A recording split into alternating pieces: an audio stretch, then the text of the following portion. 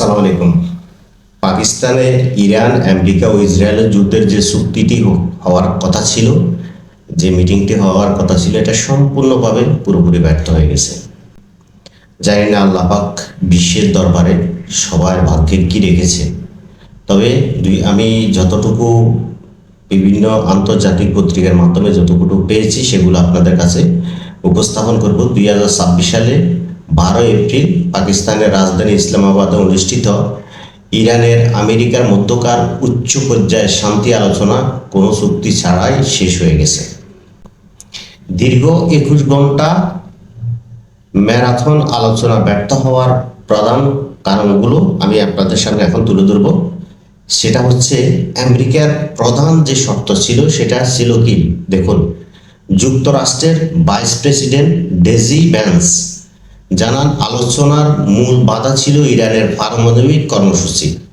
আমেরিকার দাবি করেছিল যে ইরানকে আনুষ্ঠানিকভাবে প্রতিশ্রুতি দিতে হবে যে তারা কখনোই পারমাণবিক অস্ত্র তৈরি করতে পারবে না এবং কোনো প্রযুক্তি অর্জন করবে না যা দিয়ে দ্রুত অস্ত্র বানানো সম্ভব। ইরান এই দিকে অযৌক্তিক বলে প্রত্যাখ্যান করে দিয়েছে। দেখেন শর্তটা কত, মানে তারা এমন একটা শর্ত দিছে, ইরান কোনো পারমাণবিক অস্ত্র তো বানাতে পারবেই না এবং এমন কোনো প্রযুক্তি তারা তৈরি করতে পারবে না যেটা দিয়ে দ্রুত অস্ত্র বানানো সম্ভব। অর্থাৎ আমেরিকা যুদ্ধ করার সাথে সাথে আপনারা জানেন ইরানের যে বর্তমানে যে যুদ্ধটা হয়েছিল 40 দিন পর্যন্ত, ইরান বলেছিল যে আমরা আমাদের পুরনো যেগুলো তৈরি অস্ত্র সেগুলো আমরা ব্যবহার করেছি, নতুনগুলো আমরা এখনো ব্যবহার করিনি। তার মানে ইরানের কাছে যথেষ্ট অস্ত্র রয়েছে এবং তারা এমন কিছু প্রযুক্তি তাদের কাছে আছে যেগুলো দিয়ে তারা দ্রুত, মানে যুদ্ধ চলাকালীনও কিন্তু তারা দ্রুতভাবে অস্ত্র তৈরি করতে পারে। নিশ্চয় আমেরিকার গোয়েন্দা সংস্থা এই তথ্যটা দিয়েছে বিধে তারা এই শর্তটা কিন্তু ইরানের উপরও চাপিয়ে দিয়েছে। তো ইরান এটা বলেছে এটা সম্পূর্ণ অযৌক্তিক, তারা এটা মানবে না, এটা তারা প্রত্যাখ্যান করে দিয়েছে।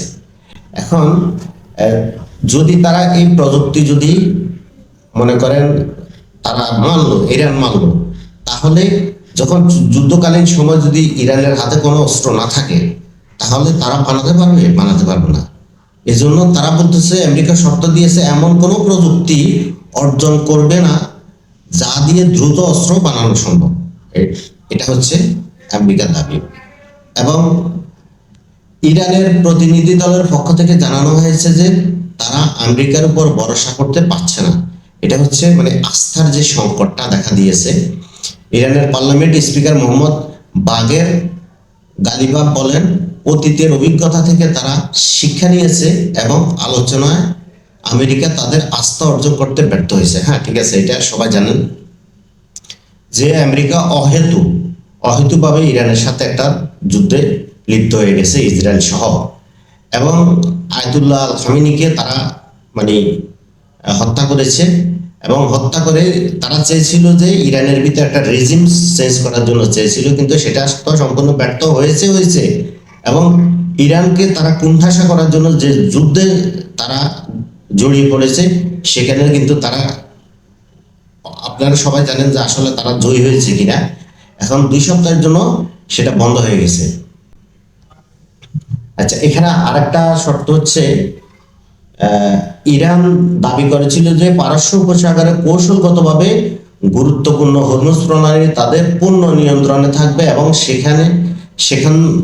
সেখান দিয়ে চলাচলকারী জাহাজগুলো ইরানি মুদ্রা রিয়াল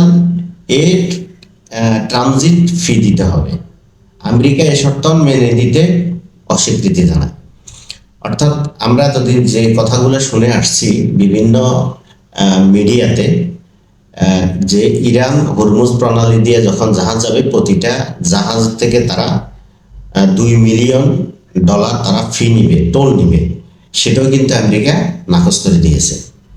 আচ্ছা, এরপরে লেবানন এবং ইসরায়েলের যে প্রসঙ্গটা ছিল সেটা নিয়ে তারা বসেছিল। সেটা নিয়ে শান্তি আলোচনা একটি যুদ্ধবিরতি চললেও দক্ষিণ লেবাননে ইসরায়েল বাহিনীর অভিযান অব্যাহত ছিল। ইরান দাবি করেছে যে লেবাননের উপর যুদ্ধবিরতির কার্যকর করতে হবে অন্যদিকে আমেরিকা ও ইসরায়েল লেবাননের ইস্যুকে এই আলোচনার বাইরে রাখা পক্ষে ছিল। আচ্ছা, মানে ইরান কিন্তু তাদের একটা দাবি দিয়েছিল যে লেবাননের উপর কোনো হামলা করতে পারবে না, এবং তাদের ওইখানেও কিন্তু তারা যুদ্ধটা সম্পূর্ণ বন্ধ করে দিতে হবে। কিন্তু এটা কিন্তু ইসরায়েল এবং আমেরিকা এই আলোচনাটি তারা বলছে যে এই আলোচনাটি বাইরে রাখার জন্য।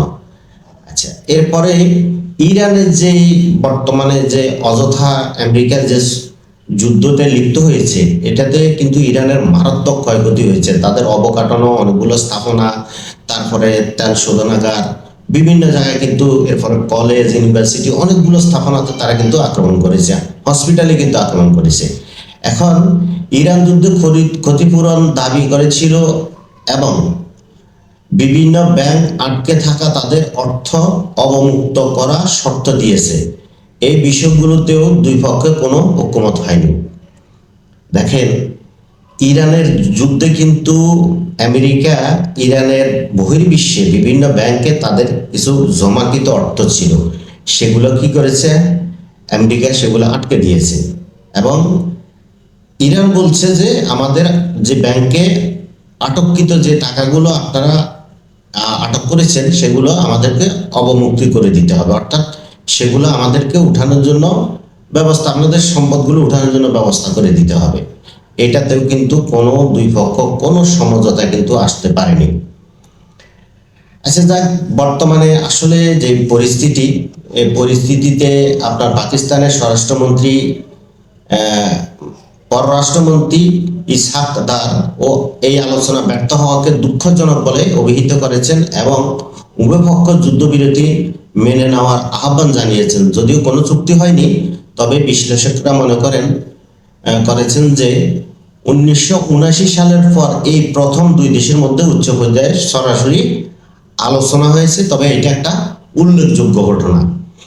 এখন দেখেন যে যুদ্ধটা পাকিস্তানের মাধ্যমে যুদ্ধবিরতি হয়েছিল, বা পাকিস্তানের প্রধানমন্ত্রী ইরানের প্রতি একটা শান্তি চুক্তি হওয়ার একটা আভাস দিয়েছিল যে যুদ্ধ বন্ধ হয়ে যাবে।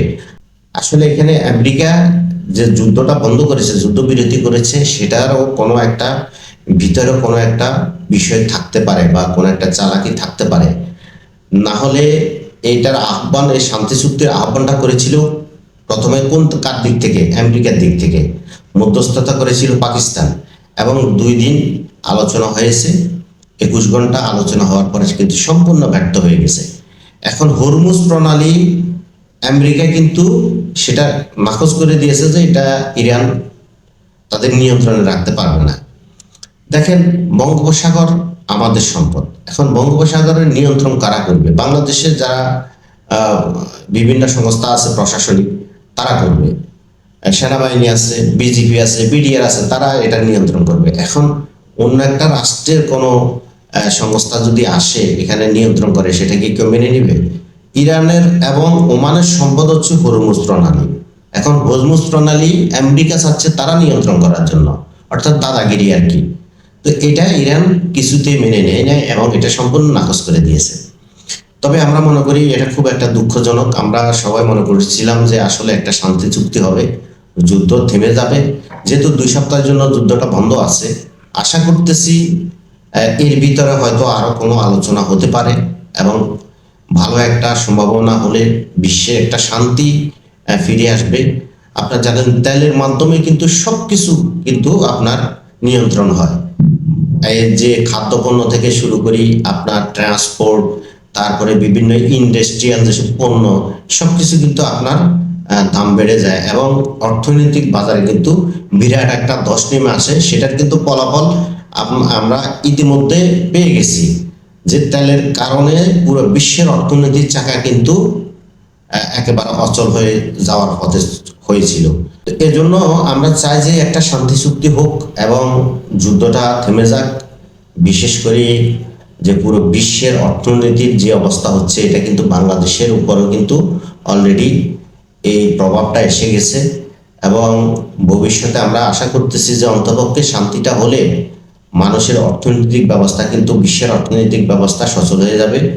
প্রত্যেকটা দ্রব্যমূল্য নিয়ন্ত্রণে এসে যাবে। না হলে কিন্তু কি হয়, এটা পুরো বিশ্ব মানব জাতির ভাগ্যে, সেটা আল্লাহ ভালো জানে। আর একটা কথা বলি, আমার চ্যানেলে যদি আপনি নতুন হয়ে থাকেন, সাবস্ক্রাইব করে রাখবেন পরবর্তী নিউজ দেখার জন্য। সবাই ভালো থাকবেন, আল্লাহ হাফেজ।